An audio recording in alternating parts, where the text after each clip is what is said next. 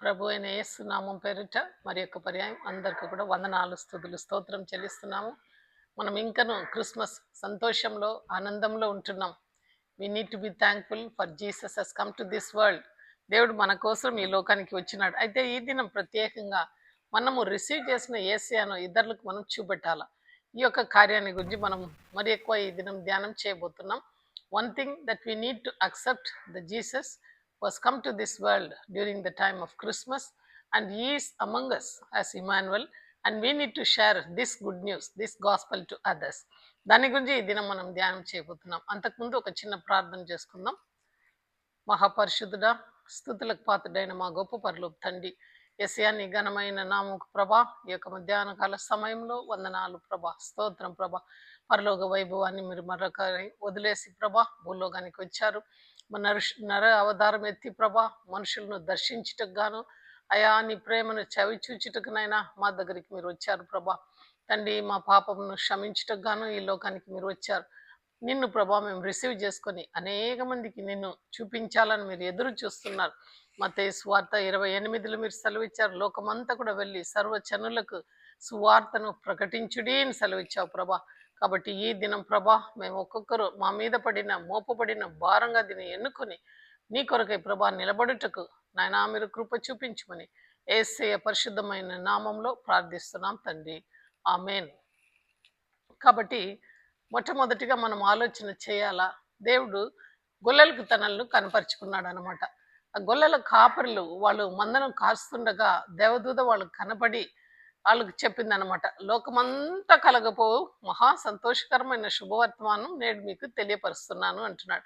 అంటే ఒక వర్గానికి కాదు, ఒక కులంకి కాదు, ఒక గోత్రాలకు కాదు, లోకమంతా కలగబోవు. కానీ ఈ దినంలో ఎంతమంది యేసయ్యను సొంత రక్షకుడుగా అంగీకరించి ఉన్నాడని ఒకసారి మనము ఆలోచన చేయాలన్నమాట.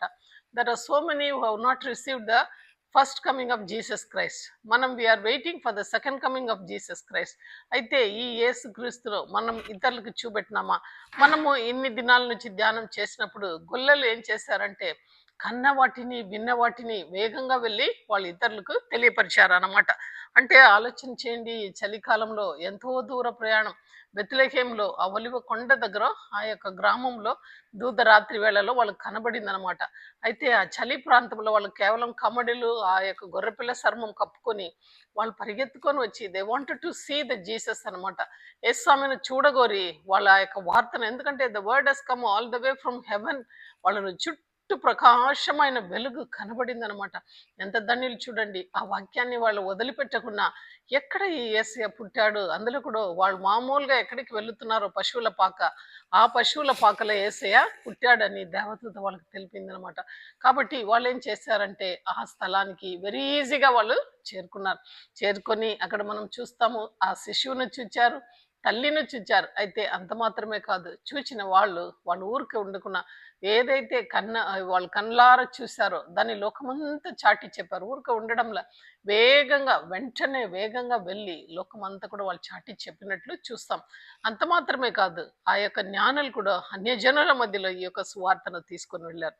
వాళ్ళకు దేవదూత కనబడి ఏ రోజు నీకు విరుద్ధంగా బిడ్డకు విరుద్ధంగా నిలబడి ఉన్నాడు, వేరే మార్గంలో వెళ్ళండి అంటే వెంటనే they also obeyed and they taken the word of God where he has born, truly that king has come, యూదుల రాజు ఇక్కడ పుట్టినాడనే ఒక సాక్ష్యము వాళ్ళు గట్టిగా పలికారనమాట. If not for their witness we cannot hear the word of God. వాళ్ళందరూ కూడా సాక్ష్యము పలికారు. చూడండి, అందు నిమిత్తమై ఈ దినం నువ్వు నేను కూడా ఆ యొక్క స్వార్థ విషయంలో మెలకువగలిగి ఈ యొక్క వార్తను అందరికి తెలియపరచాలా. మన మీద God has got lot of expectation upon us. ఇక్కడ చూడండి, తిమోతి రాసిన పత్రిక ఆ 2వ పత్రికలో 4వ అధ్యాయము 2వ వచనంలో యవనస్తుడైన తిమోతికి పౌలు సెలవిస్తున్నాడు, చూడు తిమోతి, నువ్వైతే జాగ్రత్తగా వాక్యాన్ని, సమయమైనను అసమయమైనను జాగ్రత్తగా వాక్యాన్ని ప్రకటించు అని చెప్తున్నాడు. ఎందుకంటే ఖండితంతో నువ్వు బోధన చేయి. ఎందుకంటే ఈ కడపటి దినములలో ఉంటున్నాం, మరీ ఎక్కువ దాన్ని వదిలిపెట్టకుండా సరిదిద్దుటకు ప్రజల కోసం నీ వాక్యాన్ని జాగ్రత్తగా ప్రకటించు అంటున్నాడు. అన్ని విషయం నేనైతే పానబలిగా వార్పించబడినాను కాబట్టి నేను వెళ్ళిపోతున్నాను ఈ శరీరాన్ని వదిలి. అయితే ఏదైతే నేను ఇక్కడ మొదలు పెట్టానో ఈ యొక్క వాక్యాన్ని నువ్వు దాన్ని ఫాలో చేయాలని తన కోసం కొంతమంది శిష్యులను ఆయన ఏర్పరచుకున్నట్లు ఆ యొక్క యవనస్తుడైన తిమోతిను ఏర్పరచుకున్నాడు అనమాట. ఆ బిడ్డ ద్వారా అనేక మందిను ఆ వాక్యములోకి నడిపించాలని తిమోతికి ఆ యొక్క లెటర్ను అక్కడ పౌలు రాసినట్లు మనం చూస్తాం. ఎల్లప్పుడూ వాక్యాన్ని బోధించు. ఏ సందర్భంలో ఆ తిమోతి పత్రిక అంతా కూడా మనం చూస్తే ఒక్కొక్క మెట్టు చక్కగా రాశాడు.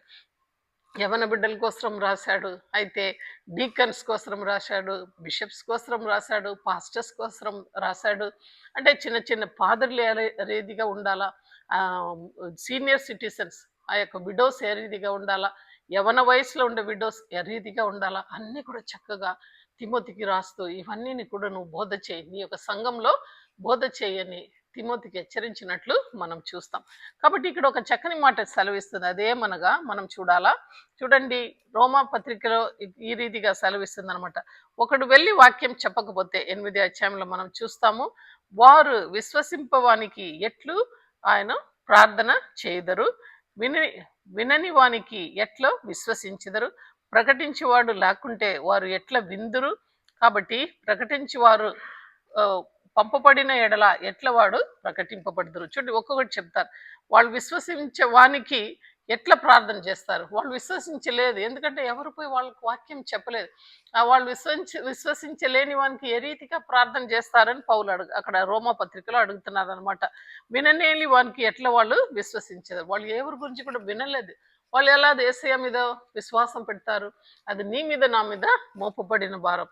మనం వెళ్ళి అక్క విశ్వాసం వాళ్ళ స్థిరంగా మనము నాటాలని దేవుడు ఎదురు చూస్తున్నాడు.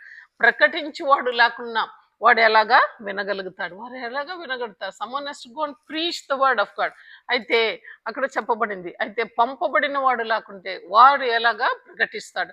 Someone has to send him. So God has sent. నేను మిమ్మల్ని ఇద్దరిద్దరుగా పంపుతాను. తండ్రి ఏ రీతిగా పరలోకం నుండి నన్ను పంపినారో నేను కూడా మిమ్మల్ని ఇద్దరిద్దరులుగా పంపుతున్నా. మీరు ఏమీ కానీ తీసుకొని వెళ్ళొద్దు, ఈ వాక్యాన్ని ప్రకటించండి. ప్రతి ఇంటికి మీరు వెళ్ళినప్పుడు ఆ ఇంటికి సమాధానం అని మీరు మాట్లాడండి అని దేవుడు హెచ్చరిస్తున్నాడు. కాబట్టి ఆ కాలంలో నుంచే వాక్య పరిచర్య గురించి, ఉపదేశం గురించి చక్కగా ఆ రోమా పత్రికల్లో రాయబడింది. Unless and until someone is being sent, we cannot hear the word of God, and nobody can have the faith in the Lord if someone hears the gospel. They need to hear the gospel అనమాట. కాబట్టి పంపబడేవాడు పంపబడాలా, అప్పుడు ఆయన ప్రకటించాలా, ఆయన ప్రకటించినప్పుడు విశ్వాసం కలుగుతుంది, వినేవారిలో విశ్వాసం కలుగుతుంది. ఎప్పుడైతే విశ్వాసం కలుగుతుందో వాళ్ళు దేవుని అందిలి ప్రార్థన చేస్తారని వాక్యం సెలవిస్తుంది. కాబట్టి ఇక్కడ మనం చూస్తాం యేసయ్య యొక్క పరిచర్య క్రిస్మస్ దాటిన తర్వాత చిన్ననాటి నుండి 30 సంవత్సరం ఆ యొక్క చరిత్ర మనకు కనబడడం లేదు ఎక్కువ. కేవలము అక్కడక్కడ ఆయన ఎదిగాడు, దేవుని దయందను మనుషుల దయందను ఎదిగాడనే వాక్యం మాత్రమే ఉంటున్నది. కానీ యేసయ్య ఏం చేశాడు, ఆ తల్లిదండ్రులకు లోబడినాడు, పెద్దలకు లోబడినాడు, సమాజంలో అందరి మాదిరి ఆయన పెరిగినట్లు వాక్యం సెలవిస్తుంది. అయితే 30 సంవత్సరం దాటినాక ఆయన యొక్క పరిచర్యను పరిశుద్ధాత్మ పూర్ణుడై, పరిశుద్ధాత్మ పూర్ణ ఆయన తర్వాత అభిషేకమైన తర్వాత బాప్టిజం తీసుకున్నట్లు మనము చూస్తాం.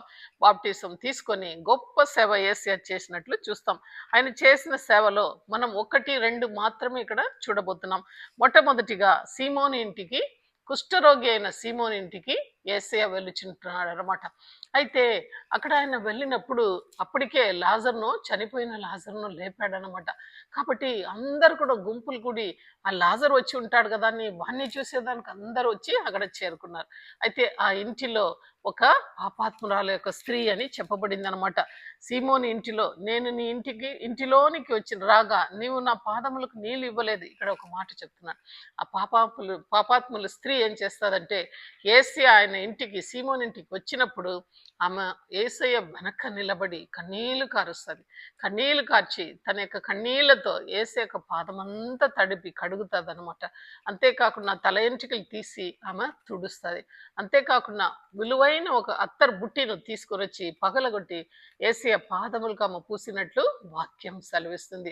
ఇక్కడ యేసయ్య మాట్లాడుతున్నాడు. ఏమని మాట్లాడుతున్నాడు అంటే, సీమోను పేతురు, నేను నీ యొక్క అక్కడ చెప్తున్నాడు, సీమోను కుష్ఠరోగి అయిన సీమోను, పేతురు కాదు, నేను ఇంటికి వచ్చినప్పటి నుంచి నువ్వు నా కాళ్ళు కడిగేదానికి కూడా నీళ్ళు ఇవ్వలేదు, నన్ను ఒక్క మారు కూడా నువ్వు ముద్దు పెట్టుకోలేదు. అయితే ఈ పాపాత్మురాలైన ఈ స్త్రీ వచ్చినప్పటి నుంచి ఇంతవరకు కూడా నన్ను నా పాదములను ముద్దు పెట్టుకుంటున్నది. అంతేకాకుండా తన యొక్క కన్నీళ్లతో నా పాదములను కడిగింది. అంతేకాకుండా ఆ యొక్క విలువైన అత్తరు తైలం తీసుకొని నా పాదాలని ఆమె కడిగినట్లు చూస్తున్నాం. అయితే నువ్వు ఏమీ కూడా చేయలేదు అని చెప్పి ఒక మాట చెప్తున్నాడు. ఒక మనిషికి ఇద్దరు రుణపడి ఉంటున్నారు. ఒకడు రూ. 50 ఇవ్వాలా, ఇంకొకడు రూ. 500 ఇవ్వాలన్నమాట. అయితే ఇద్దరిని ఆయన క్షమించినప్పుడు ఎవరు ఎక్కువ రుణపడి ఉంటాడు అని ఎస్ఐ అడుగుతున్నాడు. అయితే సీమోను సెలవిస్తున్నాడు, తండ్రి ఎవరికైతే ఎక్కువ క్షమింపబడిందో వాడు ఎక్కువ రుణపడి ఉంటున్నాడు. నువ్వు ఆలోచన చేసుకో. For her lot of sins have been forgiven. అందుకే ఆమె కన్నీళ్లు కార్చిన పాదములను బుద్ధి పెట్టుకుంది. చూడండి, we need to confess our sins in this Christmas time. మనం దేవుడు ఎన్నో మాటలు, ఎన్నో మెసేజెస్ వింటున్నాం. అయితే మన హృదయంలో స్పందన రాకుంటే, ఏసే ఒక స్పర్శ, ఆయన యొక్క తాకడి మనలో లేకపోతే ఇవన్నీ కూడా వ్యర్థం. నీలో కోపం ఉంటున్నదా, లేకుంటే నీలో అసూయ ఉంటున్నదా, లేకుంటే విమర్శించే స్వభావం ఉంటున్నదా, ఏది నీ యొక్క బలహీనం, లోకాశలు ఉంటున్నదా, ఆ యొక్క బలహీనాలన్నీ కూడా మనం తీసివేసుకొని ఏసయ్య పాదం దగ్గర వచ్చి కన్నీళ్లు కార్చి తల ఎంట్రికలతో ఎలాగా ఆమె తుడిచిందో ఆ రీతిగా మనం కూడా తుడవాలని ఏసయ్య మనల్ని కోరుతున్నాడు అనమాట. As you walk very close with the Lord, మనలో ఉన్న చిన్న చిన్న పాపాలు కూడా దేవుడు చూపెడతాడు. ఎందుకంటే if you like your friend so much, you don't want to hurt him or her anyway. వాళ్ళని మనం బాధ పెట్టేది మనకి ఇష్టం లేదంట అనమాట. అంతేకాకుండా వాళ్ళకి ఏదైతే ఎక్కువ ఇష్టమో దాన్ని కొని పెడతాం, తెచ్చి పెడతాం, కష్టమైన నష్టమైన చేసి పెడతాం వాళ్ళు ఇష్టవాళ్ళైతే. కాబట్టి మనం యేసును ప్రేమించాలా. ఆ యొక్క శిష్యువుగా, పశుపాలుడుగా మన మధ్యలో వచ్చిన యేసయ్యను మనము రుచి చూడాలన్నమాట. ఇక్కడ చూస్తే ఆ పాపాత్మురాలు ఆమె ఎంతో బాధపడి తన పాపం కోసం ఆమె కన్నీళ్లు కార్చి ఆ పాపాలని యేసయ్య పాదం దగ్గర వదిలి ఆ యొక్క క్షమాపణను పొందుకునింది. అందుకే యేసయ్య మాట అంటున్నాడు, అయితే ఆయన నీ విశ్వాసం నిన్ను రక్షించెను, సమాధానం కలిగిన దాన్ని వెళ్ళమని ఆమెతో యేసయ్య చెప్తున్నాడు అనమాట. ఇది మంచి మనకు ఒక నిదర్శన. మరి ఆయన సేవ చేసినప్పుడు ఎంతో మందిను విడిపించాడు, చనిపోయిన వాళ్ళని కూడా తిరిగి లేపాడు అనమాట. అయితే కడపటిగా సిలువలో మనం చూస్తాం, కుడివైపున ఒక దొంగ, ఎడమ వైపు ఒక దొంగ ఉంటున్నాడు. అయితే ఆ కుడివైపు ఉన్న దొంగ సెలవిస్తున్నాడు, నువ్వు నిజంగా దేవుడు అయితే నిన్ను నువ్వు రక్షించుకొని దిగిరా, మేము కూడా రక్షింపబడతాం, అందరు కూడా దిగి వెళ్ళిపోతామని ఎగతాళి చేస్తున్నాడు. అయితే ఇంకొక గుంపు సిలువ దగ్గర నిలబడి, అవును ఈ యొక్క కట్టడాలను 3 రోజుల్లో నువ్వు తిరిగి కడతానని, దేవాలయంలో కడతానని సెలవిచ్చావు, ఏది దిగిరా ఇప్పుడు పగలగొట్టు కట్టు చూస్తామని మాట్లాడుతున్నాడు. ఇంకొక గుంపు అయితే ఆయన బట్టల మీద చీటి వేసుకొని ఇది నాకు ఇది నీకని చించుకొని కింద కూర్చొని ఉండాలన్నమాట. మరి ఒక గుంపు అయితే అక్కడ చూస్తాము, దేవునికి ఆ కాడిను అందజేయాలని వాళ్ళు శ్రమ పొందుతుండారు అనమాట. మరి ఒకరు నిజంగానైన దేవుని కుమారుడని ఆలోచన చేస్తున్నారు. ఇలాంటి వాళ్ళ మధ్యలో ఆ యొక్క రెండవ దొంగ ఎడం వైపు ఉండేవాడు ఆలోచన చేస్తున్నాడు. ఎన్ని మార్లు వేస్తే చెప్పాడో, తండ్రి వీరేం చేస్తున్నారో వీరు ఎరుగరు గనుక వీరిని క్షమించుమని. వాళ్ళందరి గుంపులను చూసి మరీ మరి మరీ మరి ఒకే మారు కాదు అనేక పర్యాయం ఆయన ఒకవేళ తన హృదయంలో చిన్న పెదవులతో ఆయన చెప్పిండొచ్చు, తండ్రి వీరేం చేస్తున్నారో వీళ్ళు ఎరుగరు, క్షమించు ప్రభా అని అడ్డపడింటాడు. చూడండి, కేవలం మోషే మనుషులను 20 లక్షల మందిని నడిపించాడు. యేసయ్య ఎప్పుడైతే యెహోవా వాళ్ళని నాశనం చేస్తాననేటప్పుడు మోషే ఏం చేశాడంటే అడ్డుపడి వాళ్ళకు నా పేరును జీవ గ్రంథంలో తీసివేయి అన్నాడు. అయితే ఇక్కడ చూడండి, యేసయ్య అడుగుతున్నాడు, తండ్రి వీరేం చేస్తున్నారు వీరు ఎరుగరు వీళ్ళు క్షమించమంటున్నాడు. అయితే ఆయన యొక్క నడవడిక, ఆయన యొక్క ప్రవర్తన, ఆయన యొక్క రూపము, తండ్రి యొక్క ప్రేమను ఆయన కనపరిచే విధానం అన్ని కూడా చూచి మారు మనసు పొందుతాడనమాట దొంగ. వెంటనే ఆయన ఏమంటున్నాడు, నీ రాజ్యంలో వచ్చినప్పుడు నన్ను జ్ఞాపకం చేసుకోమని ఆయన అడుగుచున్నాడు. అయితే దేవుడు ఈ మాట పలుకుతున్నాడు అనమాట. అయితే దేవుడు వెంటనే నిశ్చయంగా నేడు నువ్వు నాతో కూడా పరదీసిలో ఉందువు అని సెలవిస్తున్నాడు. చూడండి, ఆ రీతిగా యేసయ్య తన యొక్క సేవలో, తన యొక్క పరిచర్యలో పాపాత్మురాలైన స్త్రీ మారు మనసు పొందింది. ఆ యొక్క దొంగ ఆఖరి క్షణంలో ఆయన కూడా పాప క్షమాపణ పొందినట్లు చూస్తాం. ఇంకా మినిస్ట్రీలో మనం చూస్తే 3 వ్యక్తులు, పౌలు, శీల, మరి అలాగనే ఫిలిపు, అలాగనే పేతురు వీళ్ళు చేసిన సేవను కూడా మనం చూడాలి. పౌలు శీల అయితే ఆ యొక్క చెరచాలలో దెబ్బలు బాగా తిని పకరంతా కూడా కొట్టినారు అన్నమాట. ఆ యొక్క గ్రీక్ ప్రాంతంలో వాళ్ళు చెరసాల్లో వేసిరి, కాళ్ళని చంగల్లో బంధించిరి అనమాట. బట్టలు లేకుండా వాళ్ళని లోపలికి పెట్టి ఆ చెరచాలలో ఆ చీకటిలో గదిలో వాళ్ళని తోసివేశారు. అయితే వాళ్ళు ఏమాత్రం సమస్యలిపోలేదు. రాత్రి అంతా కూడా దేవుని స్తుతించి పాటలు పాడినారు. Is it possible these days we need to question ourselves. There are so many problems that we are encountering. But అయితే దేవుని వైపు మనం చూచినప్పుడు మనం పడిన ఈ యొక్క శ్రమలు ఇవన్నీ కూడా పెద్దగా గొప్పగా లేదు. ఎందుకంటే హెబ్రీ రాసిన పత్రికలో ఒక మాట సెలవిస్తుంది, రక్తం కార్చినంతగా మీరు శ్రమ పొందలేదని. అవును, మనకు కలిగిన శ్రమలు కొద్దిపాటి శ్రమలే. అయితే శోధింపబడిన మీదట మనం సువర్ణంగా మారగలుగుతాం. అయితే పౌలు సెలవిస్తున్నాడు, రాత్రి అంతా పాట పాడినప్పుడు ఆ యొక్క సరచాల పునాదులు కదిలినాయి. అయితే ఆ యొక్క తలుపులన్నీ తెరుచుకున్నాయి. ఆ సమయంలో కావలివాడు భయపడుతున్నాడు. కావలివాడు భయపడి వాళ్ళని వచ్చి అడుగుతున్నాడు, రక్షింపబడాలంటే అయ్యలారా, రక్షింపబడాలంటే నేనేం చెయ్యాలని పరిగెత్తుకొని వచ్చి అడుగుతాను. అప్పుడు అందుకు వారు, ప్రభు అయిన యేసునందు విశ్వాసం ఉంచుము, అప్పుడు నీవును నీ ఇంటి వారును రక్షణ నొందురు అని చెప్పాను. అతనికిని అతని ఇంటి వారందరికీ దేవుని యొక్క వాక్యంను బోధించింది. అంతేకాకుండా రాత్రి ఆ గడిలోనే అతడు వారిని తీసుకొని వచ్చి వారి గాయములను కడిగిన వెంటనే అతడును అతని ఇంటి వారందరూ కూడా బాప్తిసం పొందిరి. ఇది పౌలు చేసిన ఒక గొప్ప సేవ అన్నమాట. అలాగనే మనము చూచినప్పుడు పేతురు కూడా గొప్ప సేవ చేశాడు.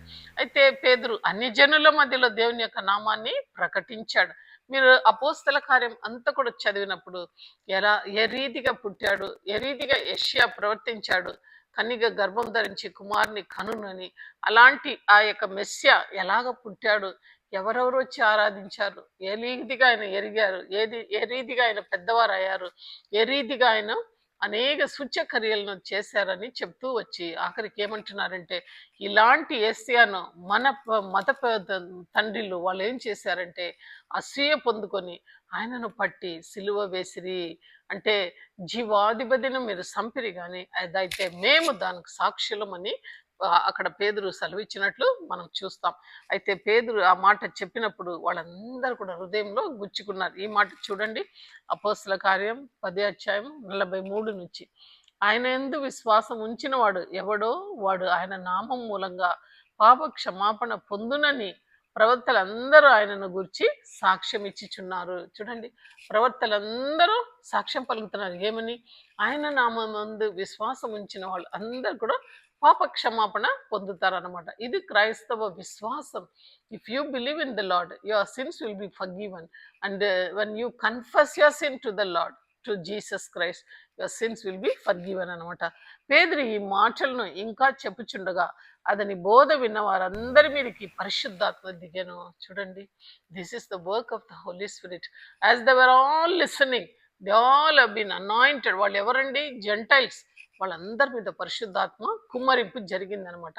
అందుకే వాక్యం సూటిగా సెలవిస్తుంది, అదే యోవేలు గ్రంథంలో, అంత్యదినంలో అందరి మీద నా ఆత్మను కుమ్మరిస్తానని. ఆ రీతిగా అందరి మీద పరిశుద్ధాత్మ కుమ్మరింపు జరిగింది.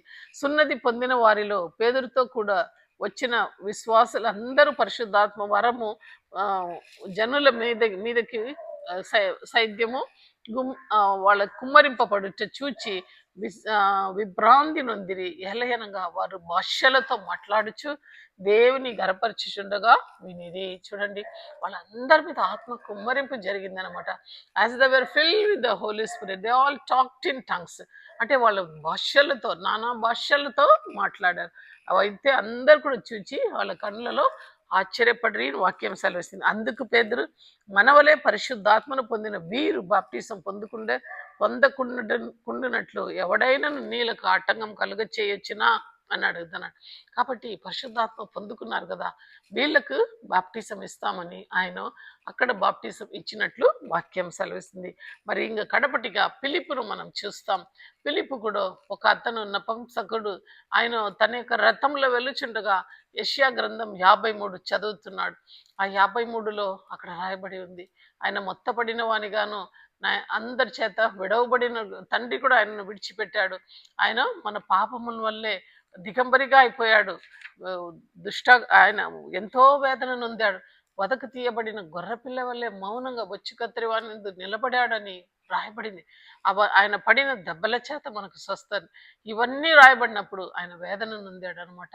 అయితే ఎవరి గురించి ఇది రాయబడింది అని ఆ యొక్క నకంసకుడు ఆలోచన చేసినప్పుడు ఫిలిప్పు పరిశుద్ధాత్మ ప్రేరేపణతో ఆ రథమును చేరుకుంటున్నాడు. ఆ రథంలో చేరుకున్నప్పుడు ఆయన విఫలంగా ఎవరి గురించి ఈయన గ్రంథకర్త మాట్లాడుతుంటే ఏసియా గురించి అని విఫలంగా ఆయన పడిన శ్రమలంతా ఆయన చెబుతున్నాడు అనమాట. వెంటనే ఆయన లోబడి, ఇదిగో నీళ్ళు ఇక్కడ ఉంటున్నది, నేను బాప్టిజం పొందుటగా ఏ ఆటంకం లేదని వెంటనే చెప్పుచుండగా, ఫిలిప్పు నీవు పూర్ణ హృదయంతో విశ్వసించిన ఎడల పొందొచ్చని చెప్పను. అతడు యేసుక్రీస్తు దేవుని కుమారుడని విశ్వసించున్నానని ఉత్తరం ఇచ్చాను. వెంటనే ఆయనకు బాప్టిజం ఇస్తున్నాడు. చూడండి, పౌలు కానివ్వండి, పేదరు కానివ్వండి, ఫిలిప్పు కానివ్వండి, సాక్ష్యాన్ని పలికారు. యేసుక్రీస్తు గురించి నోరు విప్పి వాళ్ళు మాట్లాడినారు. యేసుక్రీస్తును చూపించారు. అనేక మంది హృదయాలను యేసు వైపు వాళ్ళు తిప్పారనమాట. కాబట్టి ఈ క్రిస్మస్ కాలంలో కేవలం ఆ యొక్క గొల్లలు వాళ్ళు పరిగెత్తి స్వార్థను చెప్పారు. జ్ఞానులు దేశాలకు వెళ్ళి చెప్పారు. అయితే చనిపోయి తిరిగి లేచినాక స్త్రీలు పోయి మొట్టమొదటి సువార్తను ప్రకటించారు. ఇక్కడ చూస్తే ఎన్నో శ్రమలను ఎదుర్కొని పౌలు కానీ, పిలుపు కానీ, పేదరు కానీ వాక్య పరిచర్య చేశారు. కాబట్టి మనము we have known the Jesus Christ was come for the first time. మనం ఆయనను ఎరిగి ఉన్నాం, మనం ఆయనకు తెలుసు, ఆయనను రుచి చూచి ఉన్నాం. కాబట్టి మనం ఆయన గురించి ఇద్దరికి తెలియాలా. దేవుడు మనల్ని ఈ మాట ఎదురు చూస్తున్నారు.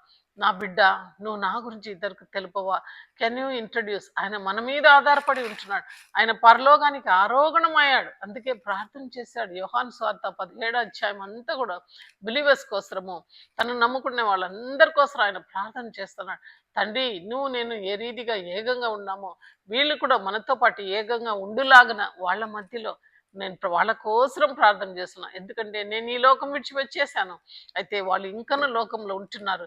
అయితే ఈ కష్టాలు వాళ్ళకు రాకుండా చూడమని నేను అడగడం లేదు, కానీ ఆ కష్టాలను భరించి సువార్త సేవ వాళ్ళు చేయాలని వాళ్ళ విషయమే నేను మర్రపడుతున్నానని సెలవిస్తున్నాను. చూడండి, తండ్రి నువ్వు నేను ఏ రీతిగా ఏకంగా ఉన్నామో మన శిష్యులు, మన యొక్క బిలీవర్స్, మనతో పాటు విశ్వసించే వాళ్ళందరూ కూడా మనతో పాటు ఏకీభవించి ఉండాలని ఇది నా ఆశ అని దేవుడు ప్రార్థన చేస్తున్నాడు. కాబట్టి God is praying for us and we need to proclaim the good news to many people.